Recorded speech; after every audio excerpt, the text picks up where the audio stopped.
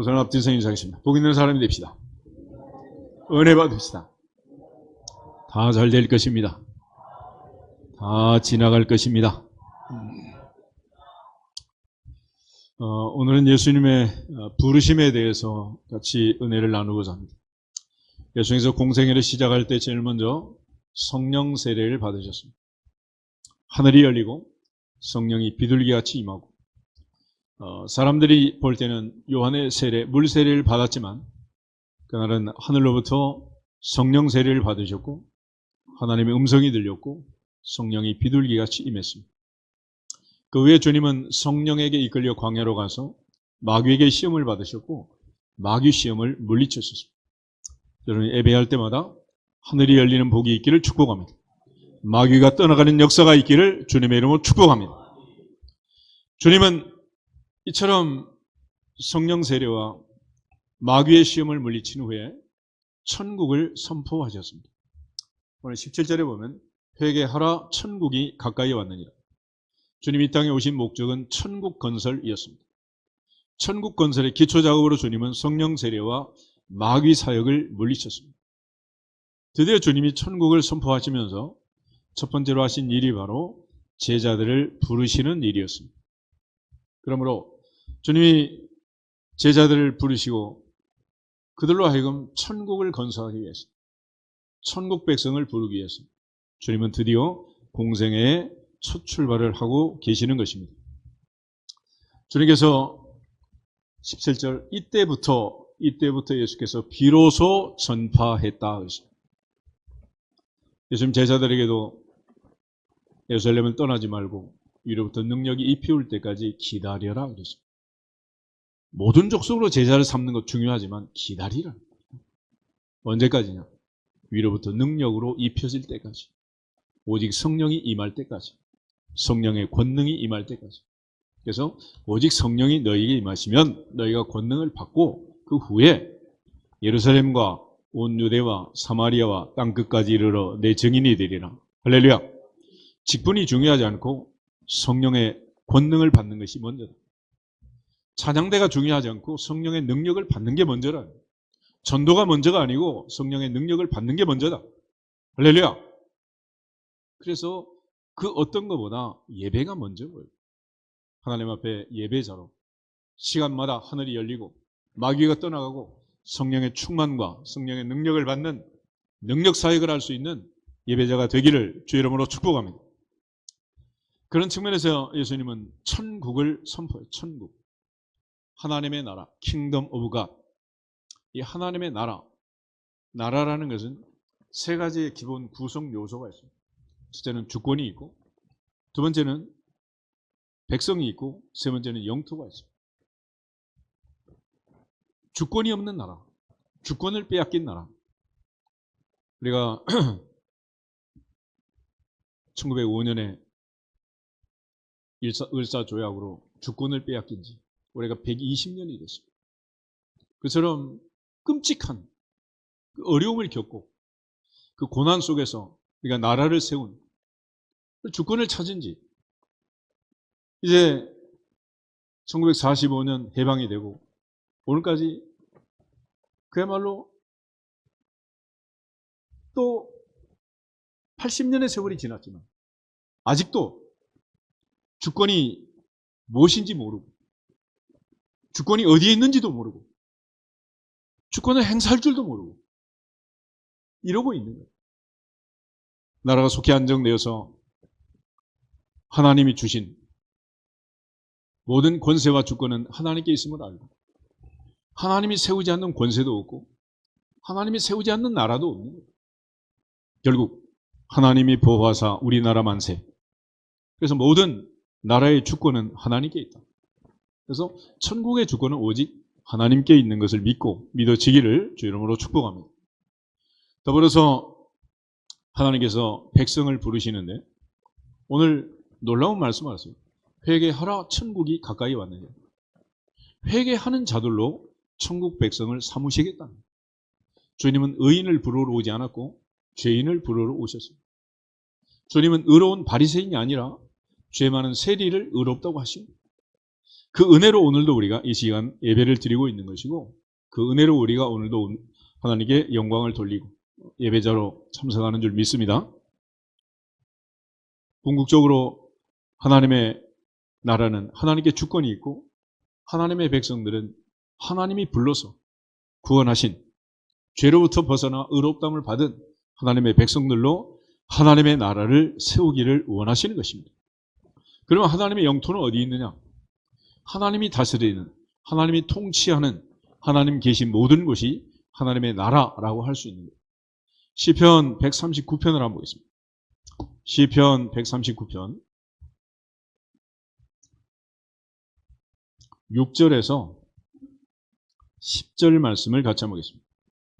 시편 139편은 다윗의 시편인데, 다윗이 깨달은 신묘막측한 놀라운 지식이 하나 있어요. 다윗은 그걸 고백하고 있는데 6절부터 보겠습니다. 이 지식이 내게 너무 기이하니 높아서 내가 능히 미치지 못하나이다. 내가 주의 영을 떠나 어디로 가며 주의 앞에서 어디로 피하리이까?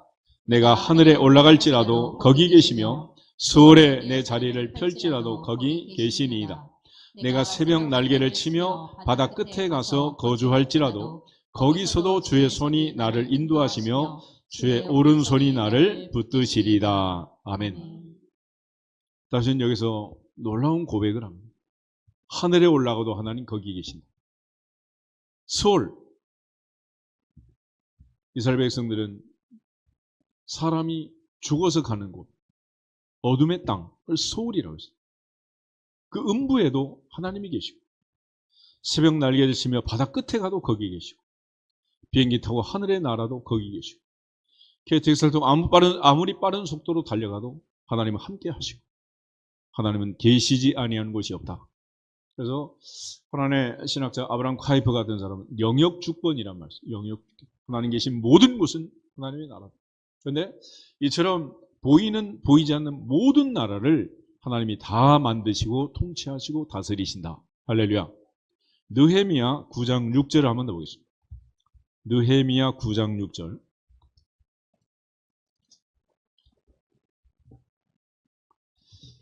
구약성경 738페이지 느헤미야 9장 6절 한 절만 같이 읽겠습니다. 오직 주는 여호와시라. 하늘과 하늘들의 하늘과 1월 성신과 땅과 땅 위의 만물과 바다와 그 가운데 모든 것을 지으시고 다 보존하시오니 모든 천군이 주께 경배하나이다. 아멘. 하나님 계신 모든 곳, 하늘과 하늘들의 하늘, 1월 성신, 땅과 땅 위의 만물, 바다와 그 가운데 모든 것, 땅 아래에 있는 모든 것, 땅 위에 있는 모든 것, 하늘에 있는 모든 것들 하나님이 다 만드시고 창조하시고 섭리하신다라고 말합니다.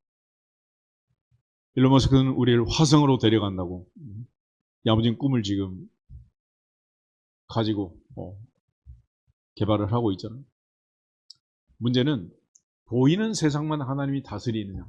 그렇지 않다.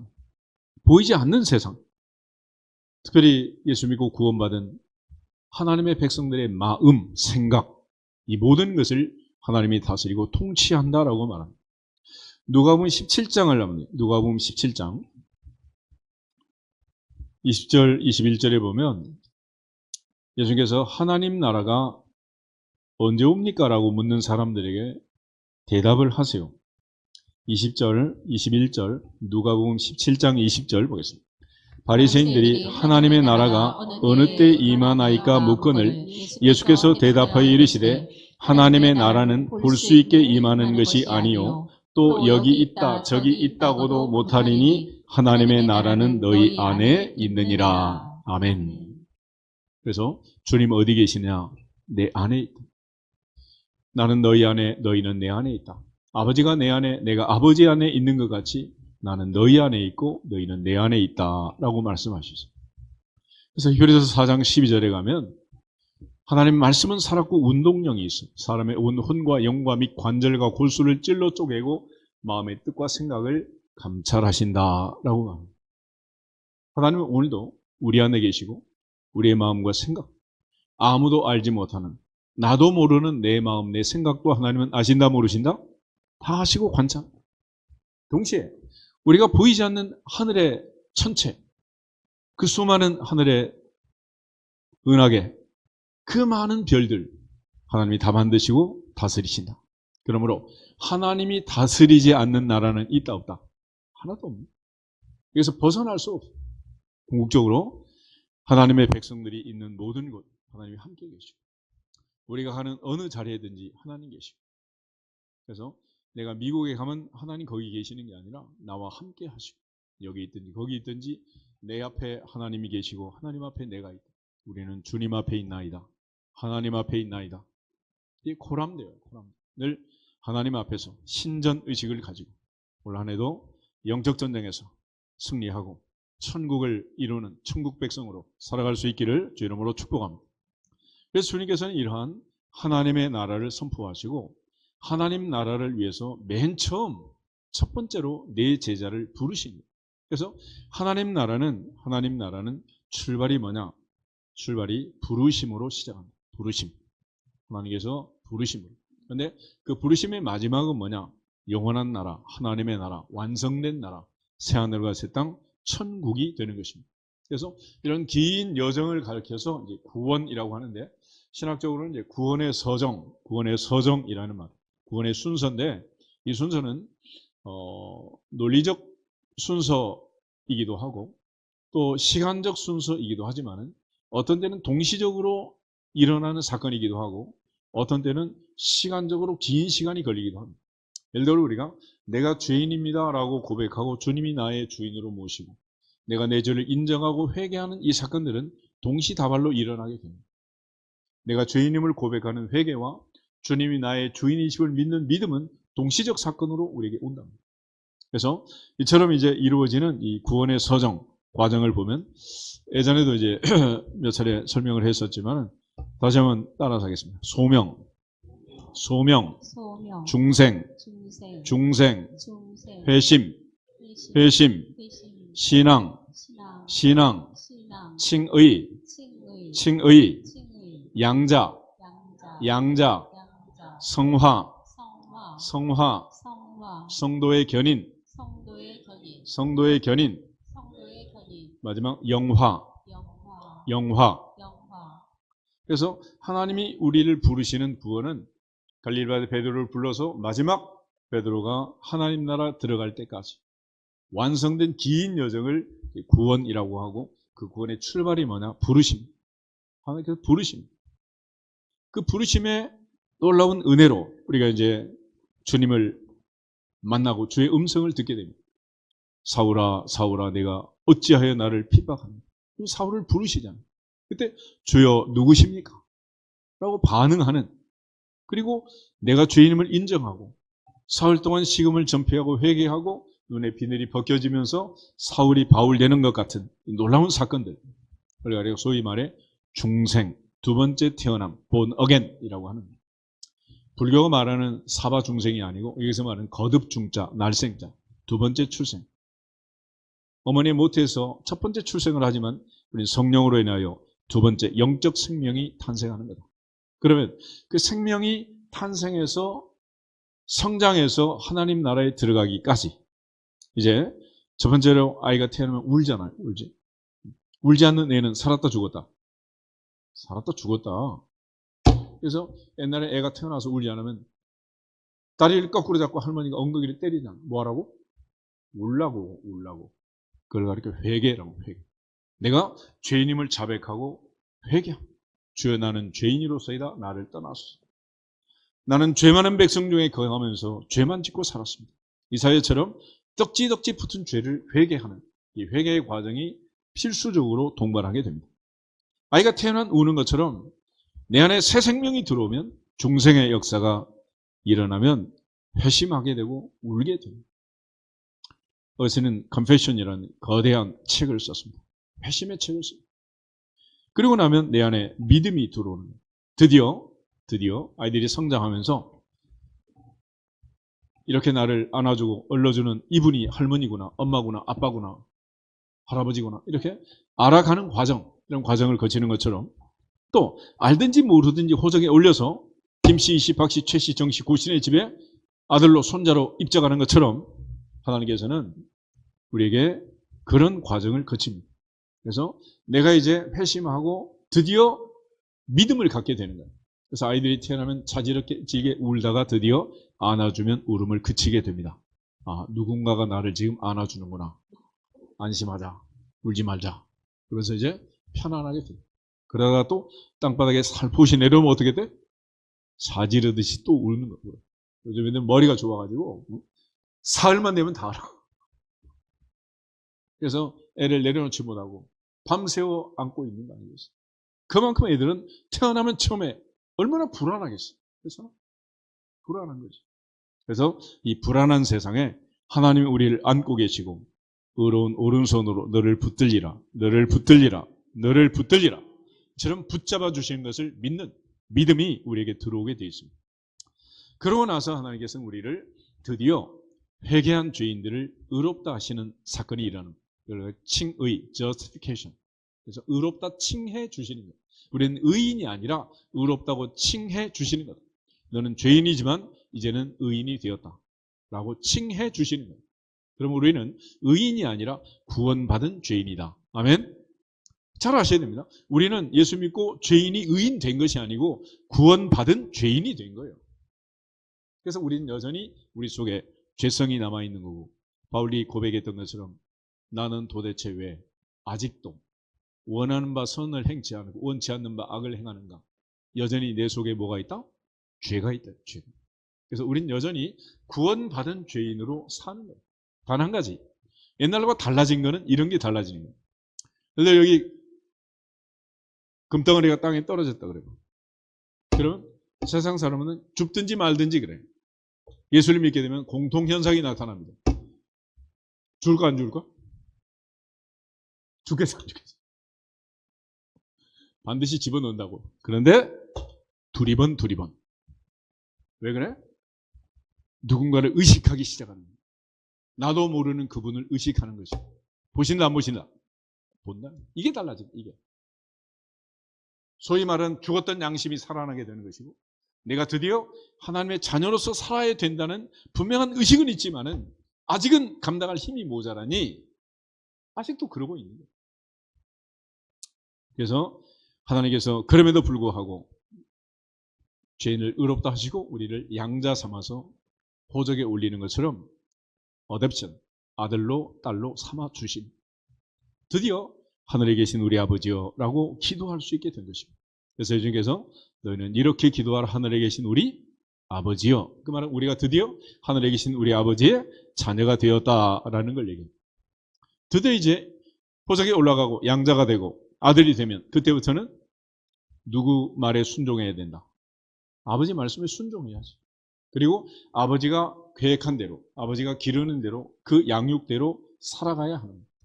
이 긴 과정을 가리켜 성화라고 합니다. 성화. 성화는 일종의 신앙의 성숙이라고 할 수 있는데 어린 아이가 자라서 학교도 가고 대학도 졸업나고 취업도 하고 결혼도 하고 애도 낳고 사회 일원으로 성장, 성숙해 가는 것처럼 성도는 이제 하나님의 은혜 안에서 자라가야 한다. 근데 아이들이 자랄 때 먹는 게 중요하잖아요. 그죠? 다들 옛날엔 키가 전부 다 뭐 50, 60 그러다가 요즘 애들은 막 80, 90 전부 쳐다봐야 돼요. 이럴 정도로 애들이 많이 큰데 또 한때는 한참 성장이 급속도로 이루어질 때는 첫째하고 둘째가 키가 달라. 첫째 때 못 먹던 우유를 둘째는 우유를 먹어가지고 막 형보다 큰 애들이 얼마나 많아. 그 정도로 성장의 과정을 거쳤습니다. 그러나 대나무처럼 크기만 하면 되는 게 아니라 단단해야 된다. 성숙이에요, 성숙. 그래서 성장과 더불어 성숙이 이루어져야 되고 그러한 성장과 성숙을 통해서 드디어 하나님 나라까지 가게 되는데 그럼에도 불구하고 바울이 고백했던 것처럼 또 나를 보면 내가 하는 일을 보면 내가 목사가 되고 장로가 되고 집사가 되고 권사가 되고 뭐 교회를 다니지 10년, 20년, 30년이 돼도 내 마음속에 들어오는 들락날락하는 이 모든 생각들 하나님이 다 하시면 끔찍하잖아. 내가 나를 봐도 천국 갈 것 같아 못 갈 것 같아. 퀘스천 마크가 붙을 수밖에 없거든요. 그럼에도 불구하고 우리가 주 예수를 믿으라 그러면 너와 내 집이 구원을 받으리라 한 말씀대로 천국 갈 것을 확신하는 것은 성도의 견인에 대한 교리 때문에. 우리가 견인차라는 걸 알죠? 견인차. 견인차는 내가 운전하는 대로 간다, 끌려간다. 하나님께서 우리를 자녀 삼으시고 하나님께서 우리를 구원하셔서 하나님의 자녀로 양자 삼으시고 의롭다 하시고 거룩하게 하시고 오늘까지 나를 붙들고 계시는 그 하나님은 마침내 나를 천국까지 끌고 가는, 가기 싫어도 끌려가는 거죠. 결국 원하든 원치 않든. 그래서 사도 바울이 고백하는 말이 나는 주 예수께 붙잡힌 바 된 그것을 잡으려고 달려간다 그러죠. 처음에는 붙잡혔지만 이제는 붙잡혀가는 게 아니라 붙잡고 가겠다. 끌려가는 게 아니라 끌고 가겠다. 어차피 가는 나라. 붙잡혀가는 게 낫겠어요? 붙잡고 가는 게 낫겠어요? 끌려가는 게 낫겠어요? 끌고 가는 게 낫겠어요? 그래서 우리는 주님의 은혜로 한번 나를 붙으신 그 하나님은 나를 놓치지 않고 끌고 가는 줄 믿습니다. 그래서 아무리 멀리 마음은 가고 싶지만 나는 여전히 누구한테 끌려가는 거예요? 주님께 성령님께 끌려가는 거예요. 그래서 성령이 이끄시는 삶을 살고 성령이 이끄시는 가정, 성령이 이끄시는 교회, 성령이 이끄시는 인생을 살 수밖에 없는 겁니다. 이게 바로 성령의 역사이고 성도의 견인이라는 거예요. 그래서 뭐 기분 나쁘고 실족하고 뭐 은혜 못 받고 뭐 교회 떠나고 하고 싶지만은 주일날 눈 떠보면 또 와 있잖아. 이게 뭐냐? 이게 성도의 견인. 아들이 뭐 엄마 아빠 싫어요 그러고 아무리 뭐 돌아다니고 멀리 가고 싶지만 밤이 되고 깜깜하면 누구한테 와야 돼 또? 다시 엄마 집 아빠 집으로 와야지 어디가 있지? 그래서 천국은 누가 가는 곳이냐? 천국은 자녀들이 가는 곳이다. 그래서 우리에게는 하나님의 자녀가 되는 뭐 주셨다? 권세. 아멘. 그렇게 해서 마침내 하나님 나라에 들어감으로써 이 세상을 떠나 영원한 세상에 들어가는 완성된 천국을 영화, 글로리피케이션이라고 하는 거예요. 그렇게 인생은 긴 여정을 거쳐가는데 그 출발이 뭐냐? 소명, 콜링, 부르심이라는 거예요. 그래서 오늘 이 제자들을 부르신 이 부르심은 사람의 공로가 아니라 하나님의 은혜라는 것입니다. 고린도서 1장 26절부터 29절에 보면 우리를 부르심을 보라. 가문 좋은 자, 물벌 좋은 자가 많지 않다. 약한 자를 들어서 강한 자를 부끄럽게 하고 미련한 자를 들어서 지혜로운 자를 부끄럽게 하고 세상에 천한 것 없는 것들을 들어서 있는 것 부한 것들을 부끄럽게 하신다. 이처럼 하나님이 우리를 부르신 부르심은 세상의 조건이나 스펙으로 보면 말이 된다 안 된다? 말이 안 되는 사람들을 부르신다. 예수께서 예루살렘의 명문가의 자제들을 불러 제자를 삼았으면 그 많은 수모를 당하지 않았을까? 그런데 누가 봐도 말이 안 되는 어부들, 세리들, 죄인들, 창기들 뭐 이런 사람들하고 어울리니 세리와 죄인의 친구로 세상을 사시니 그리고 하나님 나라를 선포하고 구원을 선포하시니 대제사장, 서기관, 바리새인, 사두개인 할 것 없이 전부 다 뿔이 난 거죠. 그렇지만 하나님이 우리를 부르신 것은 가로 은혜이지 우리의 공로가 아니다. 지금도 기억이 나는데 첫 번째 임직식을 하고 내가 많은 것을 깨달았는데 한 분이 자기는 권사 안 해도 괜찮다. 괜찮다는 거예요. 안 한다는 거예요. 그래서 뭐 세울 수가 있나. 본인이 평양 감사도 하기 싫으면 안 하는 거예요. 그래서 임직식이 끝났어. 근데 그 다음부터 교회를 안 나온대. 왜 안 나오냐 그랬더니 아니 세울 사람을 세워야지. 자기가 생각할 때 저 사람은 도저히 아니라는 거예요. 저런 사람이 권사가 된 교회를 나는 나갈 수가 없다. 안 나온다는 거예요. 그래서 내가 교인들은 믿을 수가 없구나. 아니라고 해도 아닌 게 아니고 예스라고 해도 예스도 아니고 다 마테마가 누가복음을 믿는 게 아니라 내가 복음이 따로 있구나라고 생각을 했어요. 다 지 생각인 거죠. 그래서 우리가 하나님이 세운 하나님이 맡긴 직분자들을 보면 내 눈에 찬다 안 찬다? 안 차는 거야. 그러면 역지사지라는 말이 있잖아요. 위치를 바꿔가지고 입장을 바꿔 생각해버려. 하나님이 나를 보실 때 내가 의인이었는가? 깜이 되었는가? 자격이 있어서 나를 구원했는가? 그게 아니잖아요. 그런데 하나님이 은혜를 주시고 복을 주시고 직분과 자격을 줘서 세워놓으면 마치 내 실력, 내 능력으로 된 것처럼 착각을 하는 착각. 은혜라는 것을 잊어버립니다. 사도 바울의 깨달음은 오직 하나였습니다. 내가 나 된 것은 하나님의 은혜니라. 하나님의 은혜니라. 이게 다른 모든 종교와 기독교의 차이점입니다. 불교는 자기의 선행과 적성과 공덕으로 자기의 행위로 구원을 받기 위해서 열심히 하는 거예요. 그렇지만 기독교는 하나님의 은혜로 구원받았기 때문에 그 은혜에 대한 감사함으로 예배를 드리고 찬송을 하고 공덕을 쌓고 선행을 하고 착한 일을 하는 거예요. 그러니까 구원을 받기 위해서 하는 사람하고 구원받은 결과로 하는 사람은 차이가 엄청나게 달라요. 정한수를 뜨고 지성을 드리는 실성나게 절을 하는 사람도 새벽에 40일 지성을 하다 하루 깜빡하면 다시 해야 되나? 다시. 이제 무효야, 무효. 다시. 40일 새벽 기도해도 하루 빠지면 또 하루 빠졌으니까 상 주세요, 주세요. 억지로 막 달라 그러죠. 무슨 차이가 있겠어요? 내가 하나님의 은혜를 깨닫느냐, 내 공로로 사느냐, 이 차이점입니다. 우리가 살아있는 것이 은혜이고 숨을 쉬고 있는 것이 은혜이고 2025년 2월 첫 주일 예배 드리는 이것이 은혜니라. 이것이 은혜니라. 내 공로가 아니란 말이에요. 그래서 하나님께서 부르심은 오직 은혜라는 사실을 강조해 주고 있습니다.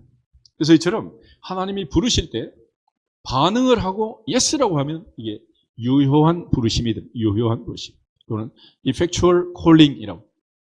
그런데 하나님이 불러도 대답이 없는 사람이 있어요. 불러도 대답 없는 이름이요 부르다가 내가 죽을 이름이요 아무 반응이 없는. 그래서 예수께서도 누구든지 내 말을 듣고 지켜 행하는 자는 그 집을 반석 위에 지은 지혜로운 사람이다. 그런데 누구든지 내 말을 듣고도 행하지 않는 사람은 그 집을 모래 위에 지은 어리석은 사람이다. 그러니까 말씀을 선포했는데 듣고 깨닫고 실천하는 사람이 있고 들었는데도 실천하지 않는, 행하지 않는 사람이 있다. 선자 이사에게 말한 것처럼 볼 수 있는 눈이 있고 들을 수 있는 귀가 있고 깨달을 수 있는 마음이 있어야 되는데 눈이 있어도 보지 못하고 귀가 있어도 듣지 못하고 마음으로 깨닫지 못하는 그런 무효한 부르심이 있습니다. 그래서 우리에게 불러서 자녀 삼으시고 오늘까지 인도하신 것은 하나님 우리 이목구비를 열어주시고 믿음은 어디에서 나온다? 들음에서 나온다. 들음에서. 그래서 마지막까지 인간이 세상을 떠날 때까지 내 몸이 다 망가지고 이제 마지막 모든 기관이 다 생명줄을 놓는 그 마지막까지 열려있는 게 귀라는 거예요. 귀. 마지막까지 들을 수 있는 기회를 주시고 듣고 믿는 자는 구원을 받으리라. 아멘. 그래서 마지막 순간까지 아버지 어머니 돌아가신 마지막 순간까지 기도하고 찬송하고 말씀을 들려주고 사랑한다고 고백하고 화해하고 용서하고 하셔야 돼요. 마지막까지 귀가 열려있는 것은 하나님의 은혜니라. 마지막까지 하나님 기회를 주시는 거예요. 그래서 하나님께서 우리를 부르신 이 모든 부름을 보면 75세의 아브라함을 부르시고 80의 모세를 부른 것처럼 갈릴리 어부들을 부른 것처럼 무조건적이고 불가항력적이다. 하나님의 구원, 은혜, 부르심의 특징은 무조건적이고 불가항력적입니다. 조건이 없고 하나님이 부르시고 진짜 하나님이 나를 부르셨다면 irresistible, resist, 저항할 수가 없는 거예요. 그래서 아브라함도 하나님 말씀에 순종해서 갈 바를 알지 못하고 말씀을 따라 갈대아 우르에서 가나안 땅을 향해 출발합니다. 80의 모세도 보낼 만한 사람 보내서요. 얼마나 버티기를 합니까? 그러나 버틸 수 있었다 없었다? 버틸 수 없는 거예요. 갈릴리 어부들, 세리마테 다 마찬가지예요.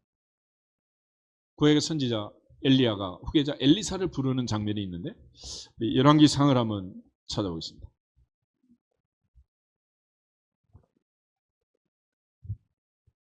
19장 19절에서 21절.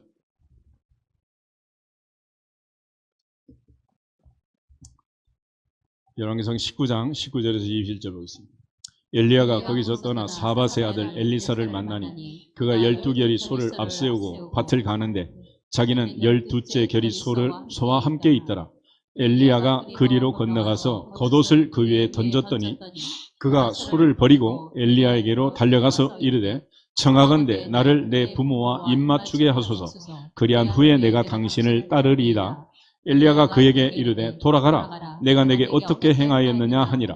엘리사가 그를 떠나 돌아가서 한 결이 소를 가져다가 잡고 소의 기구를 불살라 그 고기를 삶아 백성에게 주어 먹게 하고 일어나 엘리야를 따르며 수종 들었더라. 아멘. 예수께서도 너는 나를 따르라 그럴 때 내가 내 부모와 작별한 후에 가겠습니다. 장례식 치르고 가겠습니다. 그러니까 죽은 자로 죽은 자를 장사케 하고 너는 나를 따르라 그랬어요. 한 사람은 내가 주님을 따르겠습니다. 그러니까 나 따라와 봐야 먹고 살기 힘들다. 의식주도 해결이 안 될 테니까 마음 고쳐 먹어라.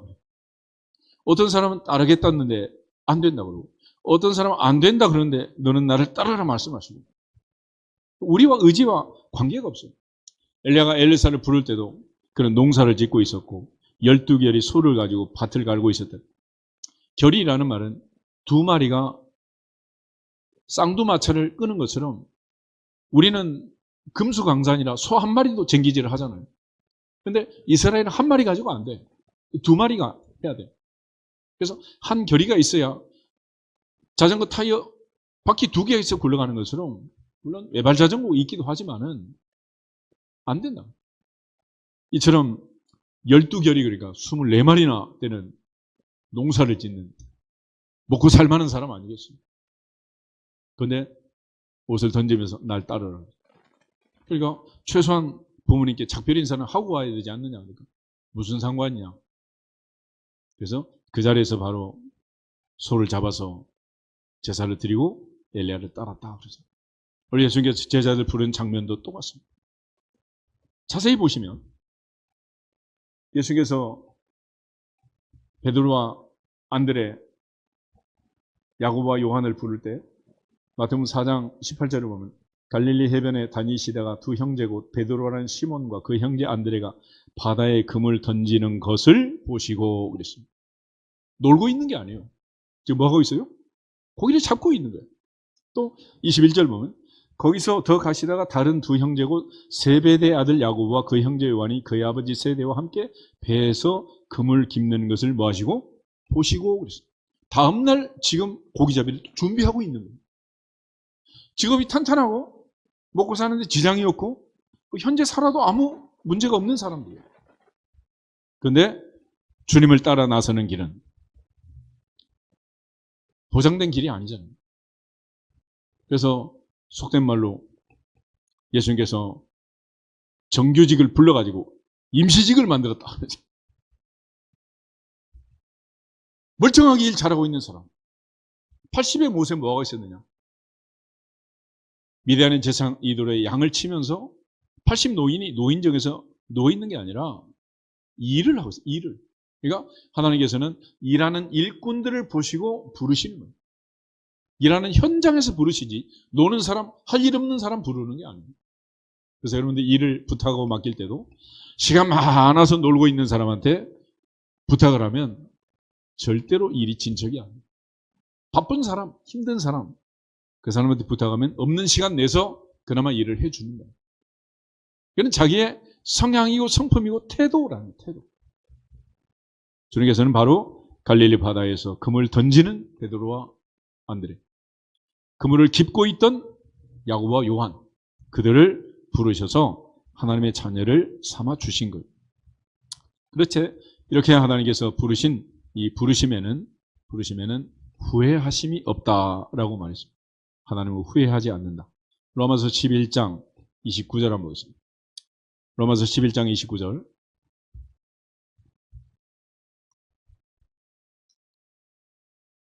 로마서 11장 29절 한 절만 같이 읽도록 하겠습니다. 하나님의 은사와 부르심에는 후회하심이 없느니라. 아멘.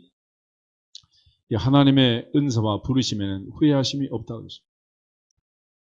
결과적으로 어떤 결정을 하고 나면 결정한 다음에는 후회하면 된다 안 된다? 안 된다. 그래서 무슨 일이든지 결정을 기준으로 해서 결정하기 전에 갈등하고 일단 결정했으면 그 다음에는 갈등하면 된다 안 된다? 안 된다.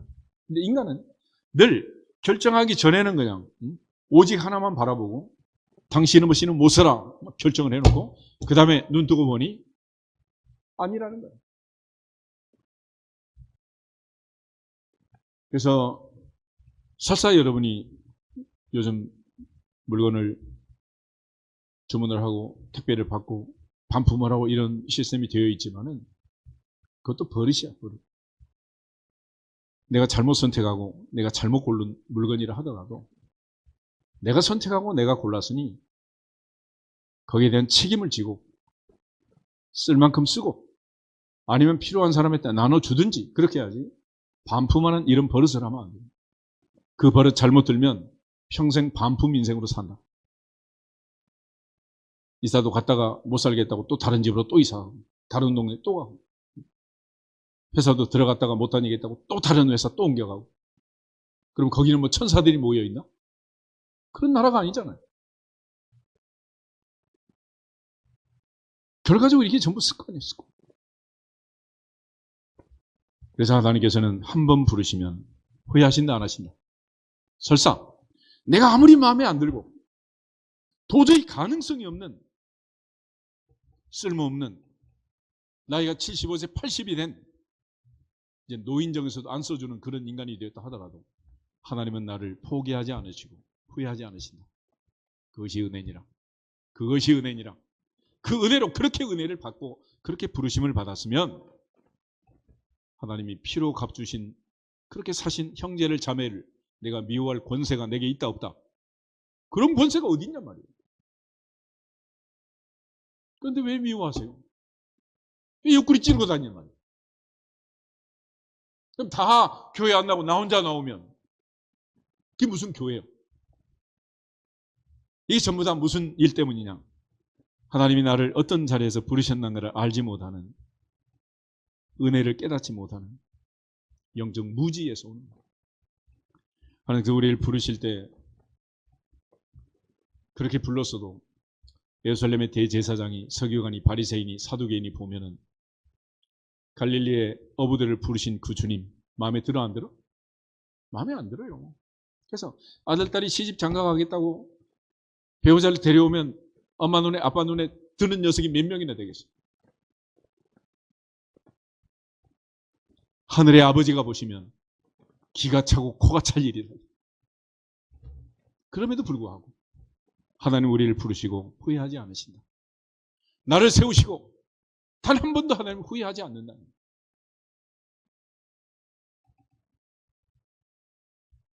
그래서 사도 바울은 하나님이 우리를 부르실 때는 부르신 자에게는 반드시 사명이 있어서 부른다라는 사실을 알아요. 하나님께서 우리를 부를 때는 그냥 부르는 게 아니에요. 아들이 엄마 부르면 왜 부르냐? 그냥 불렀어. 그렇게 말할지라도 부를 때는 그 마음에 말 못할 아직 꺼내지 못하는 의도가 있다 없다? 있지. 그게 왜 없겠어?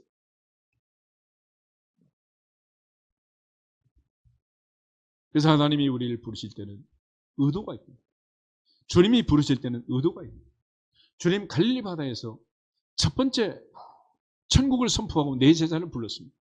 첫 번째 천국 백성으로 네 제자를 불렀고 네 사람을 통해서 천국을 건설하기 위해서 자기와 똑같은 사람들, 유유상종할 수 있는 사람들을 불러서 하나님 나라를 세우시는 거예요.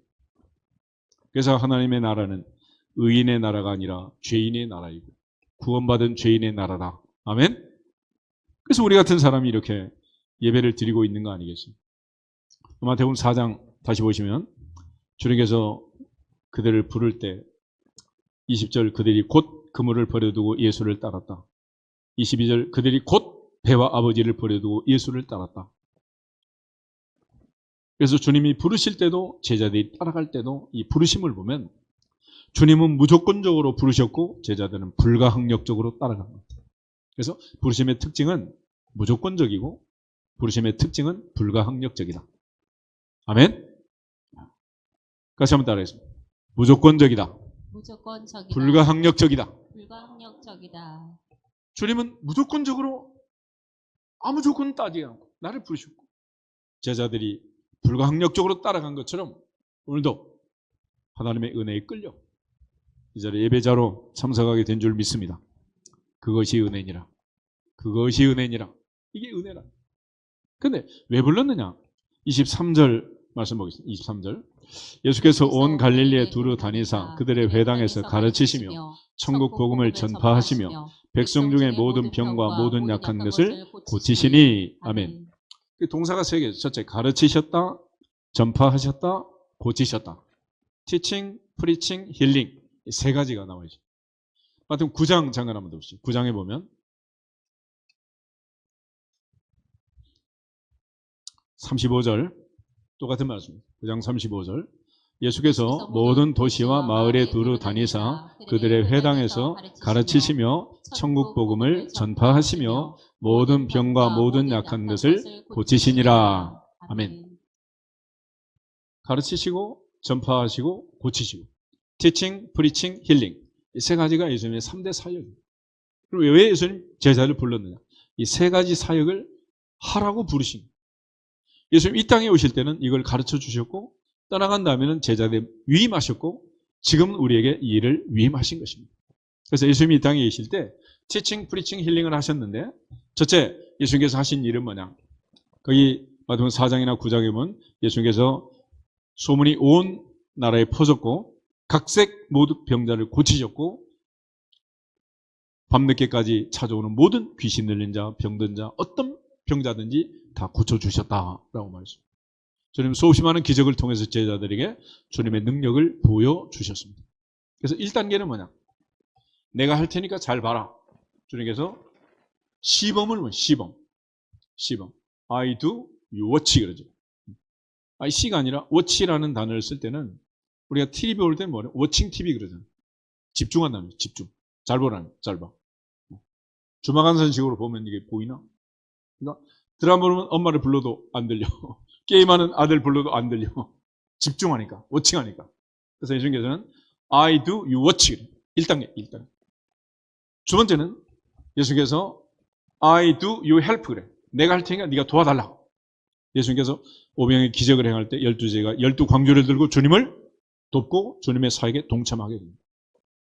근데 예수님께서 70인 제자, 12제자를 파송할 때는 예수님께서 배후에서 기도하시고 그들을 파송하지 같이 안 가요. You do, I help. 그래서 주님은 이 땅에서 도와주셨어요. 제자들이 와가지고 우리가 예수님의 이름으로 귀신을 명하니까 하늘에서 번개가 떨어지는 것처럼 귀신이 쫓아나가고 나갔습니다. 그러니까 예수님이 하신 말씀. 귀신이 쫓겨가는 것으로 기뻐하지 말고 너희 이름이 하늘의 생명책에 기록되는 것으로 기뻐해라. 그랬잖아요. 그 승천하신 주님. 마지막 우리에게 지상 명령을 주셨고 너희는 가서 모든 족속으로 제자를 삼아 아버지와 아들과 성령의 이름으로 세례를 주고 내가 너에게 분부한 모든 것을 가르쳐 지키게 하라. 그리고 하나님 보좌 우편에서 지금도 우리를 위해 뭐 하신다? 간구하신다 그랬잖아요. 이제는 우리에게 말씀하십니다. 우리에게. You do, I watch. 잘 감당해야 한다. 내가 보고 있다. 그래서 우리가 하는 예배, 우리가 하는 모든 사역, 우리가 하는 모든 섬김, 봉사, 냉수 한 그릇이라도 주님 보신다 안 보신다? 다 보고 계시는 거예요. 마치 안 보는 것처럼 그렇게 생각하지 말라는. 주님께서는 제자들에게 훈련을 시키고 드디어 승천하시고 마지막까지 성령이 임하시면 너희가 권능을 받고 그 후에 예루살렘과 온 유대와 사마리아 땅끝까지 내 증인이 되리라 말씀하셨고 지금도 하나님 보좌 우편에서 우리를 위하여 간구하신다. 그래서 사도 바울은 주 예수께 받은 사명, 내가 달려갈 길을 마칠 때까지 주 예수께 받은 사명과 은혜의 복음을 증거하는 일을 마치기까지 내 생명을 조금도 귀하게 하지 않는다라고 일사각오로 달려가게 된 거예요. 살아도 주를 위하여 죽어도 주를 위하여 사나 죽으나 우리가 주님의 것이로다. 할렐루야. 그런 삶을 살 수 있었던 이유가 뭐냐? 주님의 부르심, 부르심에 대한 확신, 그 소명감으로 사는. 그래서 우리가 어떤 사명을 잘 감당한다는 것은, 사명을 감당하는 것은 소명이 확실해요. 소명. 이걸 맡기신 분이 누구냐라는 이 임명장이에요. 임명장. 그러니까 우리가 소명을 받는다는 것은 임명장을 받는 것이고, 사명을 한다는 것은 임명장에서 내게 주신 권한, 내게 주신 책임, 직무, 일을 잘 수행하는 것, 그걸 사명이라고 하는 거예요. 그러니까 하나님이 우리에게 소명을 주셔서 부르셨으면 내가 사명을 가지고 잘 감당하셔야 됩니다. 가장 가까이 나를 남편으로 아내로, 아버지로 어머니로, 아들로 딸로, 사위로 며느리로 하나님이 부르신 것은 소명이다. 내가 거기에 걸맞는 아들의 역할, 딸의 역할, 며느리 역할, 사위 역할 하는 것은 사명을 감당하는 거예요. 사명. 아멘? 교회도 마찬가지야. 목사로, 장로로, 권사로, 집사로 하나님이 세우신 것은 소명, 소명. 그러면 거기에 걸맞는 하나님이 인정할 수 있는, 하나님을 기쁘시게 하는 목사님, 장로님, 권사님, 집사님으로 사명을 감당하는 것은 누구의 몫이다? 우리의 몫인 거죠. 그래서 모두가 자기할 탓이다, 그런 말을 하는 거예요. 결과적으로 같은 부름을 받고 같은 임명장을 받고 같은 직분에 하나님께서 우리를 부르셨지만은 내가 어떻게 하느냐에 따라서 30배, 60배, 100배 열매가 각각 달라지게 된다. 그러므로 이제는 주님의 부르심, 이 부르심에 대한 분명한 확신을 가지고 불가항력적으로 순종했던 제자들처럼 무조건적으로 나를 부르신 그 주님의 부르심에 충성할 수 있기를 주 이름으로 축복합니다. 궁극적으로 주님은 지금도 하나님 보좌 우편에서 우리에게 간구하시고 우리에게 주신 이 모든 사명을 잘 감당하고 있는 이 모든 것을 다 보고 계시느니라. 다 보고 계시느니라. 성령의 능력으로, 성령의 권능으로 정의 사명을 다 하고 주님의 부르심에 합당한 충성된 일꾼들이 되기를 주님의 이름으로 축복합니다. 다 같이 여호산 앞에서 인사하고 기도하겠습니다. 부르심에 충성합시다. 부르심에 충성합시다. 할렐루야. 다 같이 주 예수 그리스도의 이름으로 충성할지어다 선포하게 됐습니다. 주 예수 그리스도의 이름으로 충성할지어다, 충성할지어다, 충성할지어다.